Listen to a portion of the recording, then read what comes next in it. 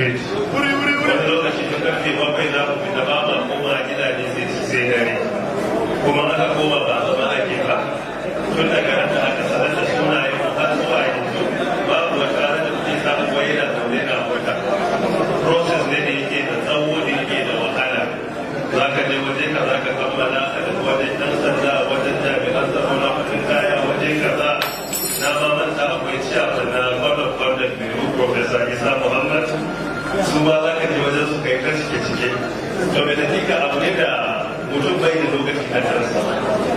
wannan ya sa mai iya yi wani da yawa sun yi text message ko email ban samu amsawa ba lokacin da ban samu yana da tafiya ke kai na kuro sako na fatan alheri ko bayan watanni ne insha Allah zan so kansa ko zan ba da amsa ko sai a bani uzuri da kawai na biyu ina aiki da damar da ce dukkan waɗanda suka ga cewa sun ji labarin ɗan taro a wannan ba a gayyace su ba su yi hankuri ba ni na ji binciken gayyata gaba ɗaya ba wasu ne waɗanda suka ga ya dace su wakilce da suka jibinta asali gaskiya magana ba a shirya wannan ba sosai bayan an kammala a shirya na ma na musamman za ka ce ko jama'a da yawa sun taso a motoci za su zo to ba zai yi ka iya samun dama ga kowa daki ka gaisa da shi ba sai muka ce ko mu haɗa dare a wannan wurin da kawai mu gaisa to zai tuna da mu da cewa wata ko da bayan nan ba a samu ganawa a daidai ba za a bada uzuri da cewa akalla mun zo nan mun gaisa da juna wanda ita ce manufa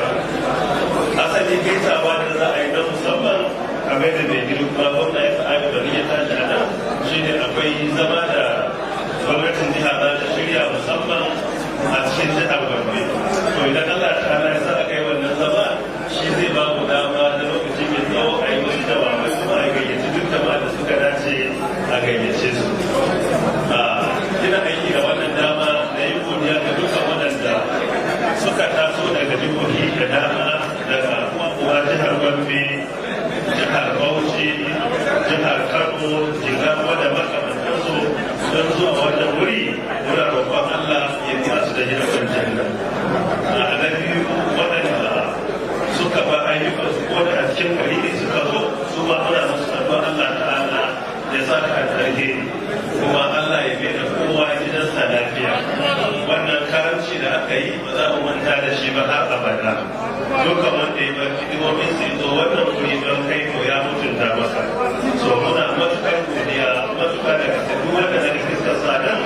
ina godiya ta musamman zuwa gare shi kuma ba abin da zan yi saka mata shi a daidai da shi ne masa addu'a cewa Allah ta'ala ya bar sakamako da mafi girman sakamako da yake wanda ya zumunci da neman yardarsa so ina godiya matuƙa da gaske da ganin waɗannan fuskoki da yawa babu abin da ya tara mu sai don fatan alheri da son juna da addu'a da alheri wa juna kamar da mai girma gwamna ya faɗa falsoyin da wa gwamna ya fi sha'awar barin da wa baina lokacin da aka shirya taro a gwamnati zan yi bayanai a su da yawa amma a yanzu tun da na ce ba taro ne aka yi na jawabi ba idan an yafe mini to zan hakura ba sai na yi dogon jawabi ba so na gode lokacin da Allah ya sa aka shirya a Gombe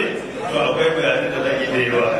a alhalin a gaba ta karshe muna miƙa kokon bara da roƙon addu'a da alheri a wurin irin wannan nauyi mutum baya iya yi da wayansu sai da taimakon Allah idan Allah ya taimaki mutum to komai zai zo da sauki idan Allah ya bar mutum da wayansa babu wanda zai nasara so haka muna roƙon alfarma cewa da Allah a mana addu'a cewa kada Allah ya bar mu da wayanmu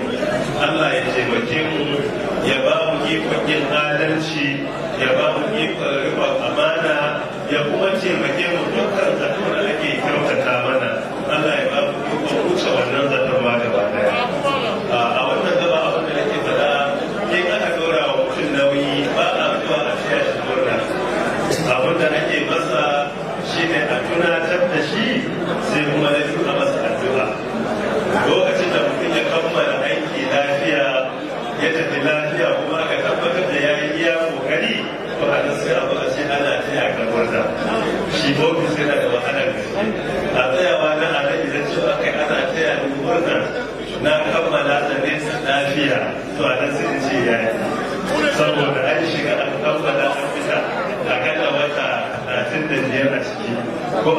kamata wannan wannan ana iya cewa mu murna akan abin da aka yi a Linda amma ofis na minista yanzu ba lokacin murna ba ne lokacin tunatar da juna ne akan abin da ya dace a yi da kuma taimakawa da addu'a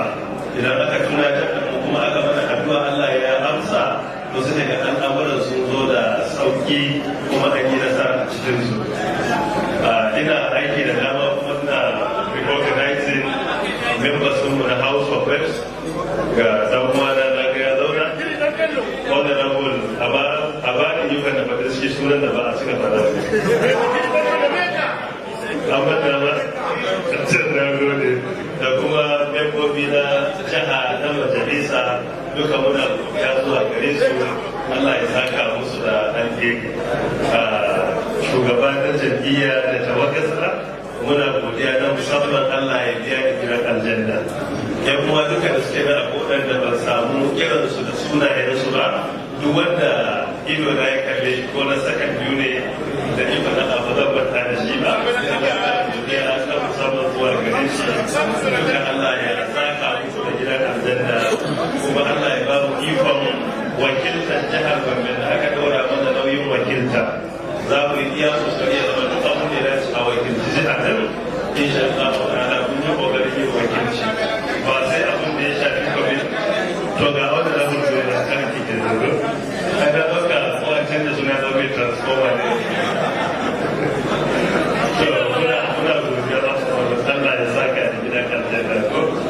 muna godiya sosai dan ce wanda rabul da ya manta mana da suna za ku yi fara ko ba ba da ba sai godiya sau duka Allah ya saka da alheri wakilci wa jihar gaba sai abin da ya shafi communications ba dukkan abin da muka ga ya zama haƙƙi a kowane ministry yake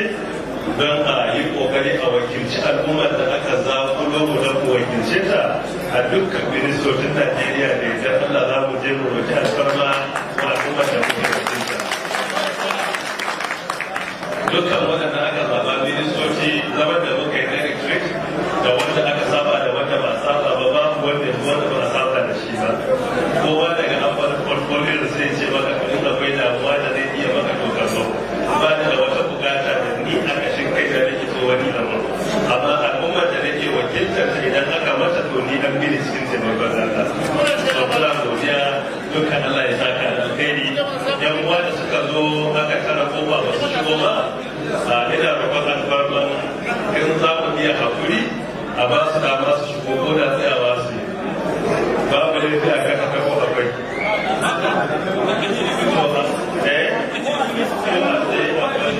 saboda mai hakika ban ɗauka jama'a ko kusa da haka da su ba shi yadda NNPC ya zo ya gama kwan mai girma da zai tafi akalla mutum 2000 sai na ce masa a ba bukata ai jama'a da muke zato bai wuce yan ɗaruruka ba bai isa ba da ce ya isa